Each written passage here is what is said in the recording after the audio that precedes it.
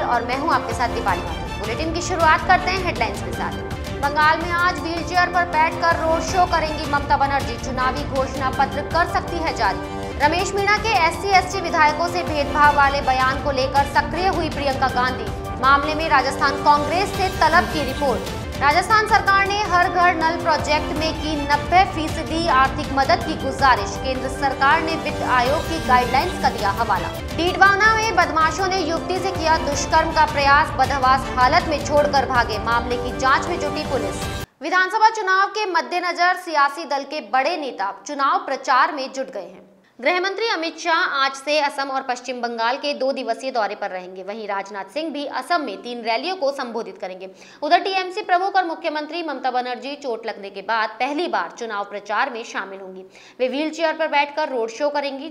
PM Modi की मौजूदगी में भाजपा मुख्यालय पर चुनाव समिति की बैठक हुई।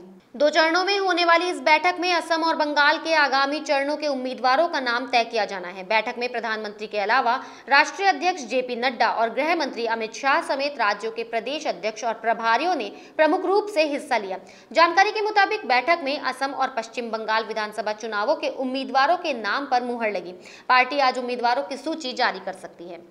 कांग्रेस ने तमिलनाडु विधानसभा चुनाव के लिए देर रात 21 उम्मीदवारों की सूची जारी कर दी है। कांग्रेस और द्रमुक गठबंधन में कांग्रेस को 25 सीटें मिली है। द्रमुक और कांग्रेस ने गुरुवार को उन 25 सीटों को लेकर सहमति जताई थी, जिन पर कांग्रेस 6 अप्रैल के होने वाले तमिलनाडु विधानसभा चुनाव में उम्मीदवार उतारेगी। इनमें वे 5 सीटें भी शामिल है, जिन पर पिछले चुनाव में कांग्रेस ने जीत हासिल की थी।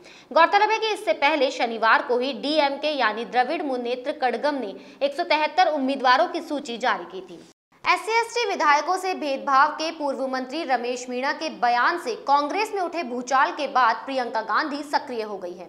जानकारी के मुताबिक प्रियंका गांधी के दफ्तर ने इस पूरे प्रकरण में राजस्थान कांग्रेस से रिपोर्ट तलब की है। गौरतलब है कि पिछले साल राजस्थान कांग्रेस में बगावत के बाद सचिन पायलट और उनके 18 समर्थक विधायकों की कांग्रेस में फिर से एंट्री करवाने में भी प्रियंका गांधी की काफी अहम भूमिका रही थी। बता दें, रमेश मीणा ने सदन में कोरोना के चलते कुछ विधायकों को माइक उपलब्ध नहीं करवाने को लेकर बयान दिया था कि SC/ST के विधायकों के साथ जानबूझकर भेदभाव किया जा रहा है। हर घर नल कनेक्शन प्रोजेक्ट के लिए राजस्थान सरकार ने केंद्र सरकार से 90% आर्थिक सहायता की गुजारिश की है। इसके लिए 2013 से पहले कई स्कीम में 90% हिस्सेदारी की हवाला भी दिया है। हालांकि केंद्रीय जल शक्ति मंत्री गजेंद्र सिंह शेखावत ने आर्थिक सहायता बढ़ाने के मामले को ये कहकर टाल दिया कि वित्त आयोग में पहले ही तय हो गया था कि किस राज्य को कितना सहयोग देना है। अब आर्थिक सहयोग बढ़ाना संभव नहीं है। इसको लेकर गाइडलाइंस पहले ही जारी हो चुके हैं। जल जीवन मिशन की प्रोग्रेस को लेकर जल शक्ति मंत्रालय ने वीडियो कॉन्फ्रेंस के जरिए सभी राज्यों में हो रहे कामकाज की समीक्षा बैठक के दौरान ये बात कही। इस बैठक में मंत्री BD कल्ला ने 13 जिलों की नदियों को जोड़ने के लिए 37,247 करोड़ के ईस्टर्न राजस्थान कैनाल प्रोजेक्ट को भी मंजूरी देने की मांग रखी। मीटिंग में जलदाय मंत्री BD कल्ला, बीकानेर और अतिरिक्त मुख्य सचिव सुधांशु पंत दिल्ली से जुड़े, जबकि विभागीय अधिकारियों ने जयपुर से कॉन्फ्रेंस में भाग लिया।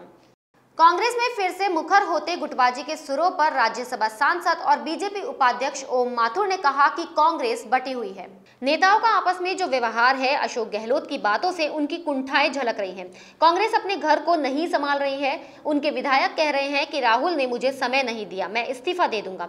कांग्रेस का समय पूरा हो चुका है, काफी प्रदेशों से निपट चुकी है और इनके जाने के दिन आ गए हैं।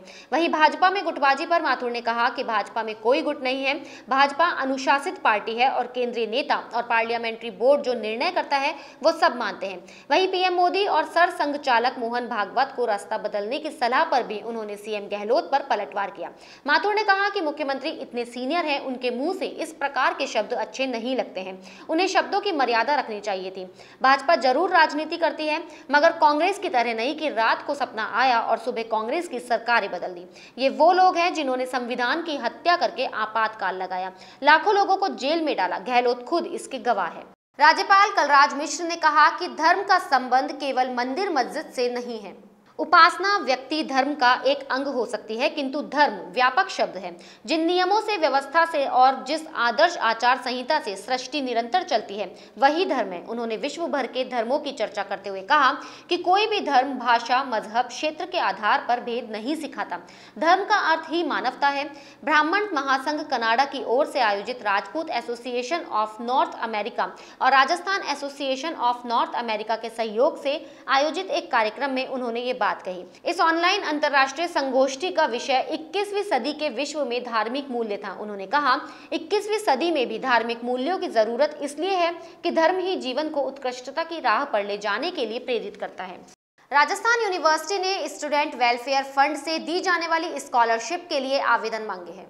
यूनिवर्सिटी के यूजी पीजी के स्टूडेंट्स स्कॉलरशिप के लिए 19 मार्च तक आवेदन कर सकते हैं। स्कॉलरशिप पाने के लिए विज्ञान संकाय के विद्यार्थियों के कम से कम 60% और वाणिज्य कला संकाय से विद्यार्थियों के कम से कम 55% अंक होने चाहिए। गौरतलब है कि पिछले साल स्टूडेंट्स से आवेदन लेने के बावजूद कोरोना का हवाला देकर स्कॉलरशिप नहीं दी गई थी। वहीं इस बार भी यूनिवर्सिटी ने काफी देरी से आवेदन मंगवाए हैं। डीडवाना के मौलासर में कुछ बदमाशों ने एक युवती को कार में बिठाकर उससे सामूहिक दुष्कर्म का प्रयास किया। जानकारी के मुताबिक आरोपितों ने युवती को मौलासर तक छोड़ने की बात कही और फिर कार में बिठाकर उसके साथ दुष्कर्म की कोशिश की। युवती ने जब विरोध किया तो आरोपितों ने उसके साथ मारपीट की। बाद में बदहवास हालत में युवती मौलासर में मिली। स्थानीय लोगों ने उसे अस्पताल पहुंचाया। फिलहाल पुलिस मामले की जांच कर रही है और आरोपितों की तलाश में जुटी हुई है। द एंगल के लिए निर्मल सर्राफ की रिपोर्ट। बुलेटिन में फिलहाल इतना ही। अगर आपको हमारा वीडियो पसंद आया हो तो हमारे चैनल को लाइक, शेयर और सब्सक्राइब जरूर करें।